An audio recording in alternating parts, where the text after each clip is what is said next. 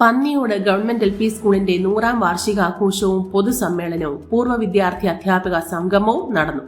ഇന്നലെ രാവിലെ മുതൽ വിവിധ കലാപരിപാടികളും ഷൈജു നെല്ലിക്കാരന്റെ വൺമൺ ഷോയും തുടർന്ന് പൂർവ്വ വിദ്യാർത്ഥി സംഘടനയായ മഞ്ചാടി ഗ്രൂപ്പിന്റെ നീലപ്പടയുടെ ചെണ്ടമേളവും നടന്നു. വൈകുന്നേരം 5 മണിക്ക് നടന്ന പൊതുസമ്മേളനം Aruvikkara MLA advocate G. Stephen നിർവഹിച്ചു. പൂവച്ചൽ ഗ്രാമപഞ്ചായത്ത് പ്രസിഡന്റ് T. സനൽകുമാർ അധ്യക്ഷത വഹിച്ച യോഗത്തിൽ Cochin university vice chancellor professor doctor M. Junaid Bushiri വിശിഷ്ടാതിഥിയായി. പന്നിയോട് സാൽവേഷൻ ആർമി ചർച്ചിന്റെ നേതൃത്വത്തിൽ 100 വർഷങ്ങൾക്ക് മുമ്പ് ആരംഭിച്ച ഈ സ്കൂൾ കേരള സർക്കാരിന്റെ അധീനതയിൽ ഓല കെട്ടിയ ഒരു ഷെഡിലാണ് പ്രവർത്തനം ആരംഭിച്ചത്.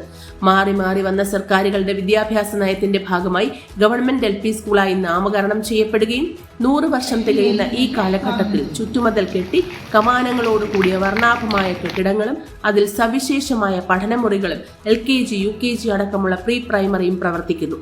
അക്ഷരപ്പൂക്കളുടെ കലാലയ വസന്തങ്ങൾക്ക് 100 കണക്കിന് ഉന്നത സ്ഥാനീയരായ സർക്കാർ ജീവനക്കാർ, പൗരപ്രമുഖർ എന്നിവർക്കുള്ള ആദ്യാക്ഷരം പകർന്നു നൽകാൻ കഴിഞ്ഞു എന്നുള്ളത് ഈ സ്കൂളിന് അഭിമാനിക്കാൻ വക നൽകുന്നു. School headmistress Bindu KV സ്വാഗതം പറഞ്ഞ പൊതുയോഗത്തിൽ വിശിഷ്ടാതിഥികളെ ആദരിച്ചു. Block panchayat member C. Vijayan, AEO Beenakumari, BPC Sreekumar, ward മെമ്പർമാരായ Kumaradas, Baby Aloysius, T. Sunilkumar, മുൻ ബ്ലോക്ക് പഞ്ചായത്ത് അംഗം J. Suresh, SMC chairman T. Yohannan തുടങ്ങിയവർ ആശംസകൾ അറിയിച്ചു സംസാരിച്ചു. 100 വർഷക്കാലം, ഒരു നൂറ്റാണ്ടുകാലം വിദ്യാഭ്യാസം നൽകിയ ഒരു സരസ്വതി ക്ഷേത്രത്തിന്റെ ശതാബ്ദിയാണ് നമ്മളിവിടെ ആഘോഷിക്കുന്നത്. നമ്മുടെ ഒരു നൂറ്റാണ്ട് മുമ്പുള്ള വിദ്യാഭ്യാസ കാലഘട്ടം ഇന്ന് കാണുന്നതിൽ നിന്നും തികച്ചും വിഭിന്നമായിരുന്നു.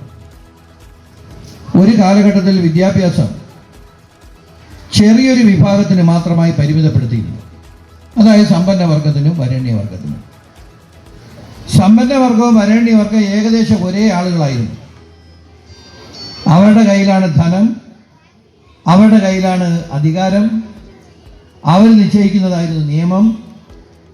അതുകൊണ്ട് തന്നെ നാട്ടിലെ എല്ലാവർക്കും വിദ്യാഭ്യാസം ലഭിച്ചിരുന്നില്ല. മാത്രമല്ല, ഇന്ന് കാണുന്ന ഫീസാനുകൂല്യത്തോടുകൂടി സാർവത്രികവും നിർബന്ധിതവും സൗജന്യവുമായിട്ടുള്ള വിദ്യാഭ്യാസം അന്നുണ്ടായിരുന്നില്ല. അതുകൊണ്ടാണ് ഞാൻ പറഞ്ഞത്, പരിമിതമായിട്ടുള്ള ഒരു വിഭാഗത്തിന് മാത്രമാണ് വിദ്യാഭ്യാസം ഉണ്ടായിരുന്നത്. ബാക്കി എല്ലാവരും വിദ്യാഭ്യാസം എന്ന പ്രകാശം ലഭിക്കാതെ അന്ധകാരത്തിൽ കഴിഞ്ഞിരുന്ന ഒരു വലിയ സമൂഹമായിരുന്നു കേരളത്തിലുണ്ടായിരുന്നത്. ഈ സ്കൂളിലെ പൂർവ്വ വിദ്യാർത്ഥി ബഹുമാനപ്പെട്ട പ്രൊഫസർ ഡോക്ടർ ജുനൈദ് ബുഷിയെ ആദരവ് ഏറ്റുവാങ്ങുവാനായി ഏറെ സ്നേഹത്തോടെ സ്വാഭിമാനം ക്ഷണിച്ചുകൊള്ളുന്നു. അദ്ദേഹം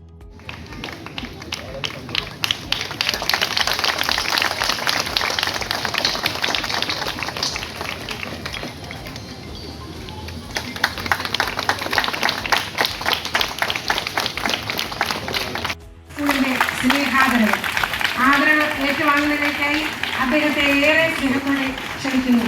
ആദരവ് നൽകുന്നതിനായി ബഹുമാനപ്പെട്ട MLA അഡ്വക്കേറ്റ് G. സ്റ്റീഫൻ അവരുടെ ഏറെ ആദരപൂർവ്വം ക്ഷണിച്ചുകൊള്ളുന്നു.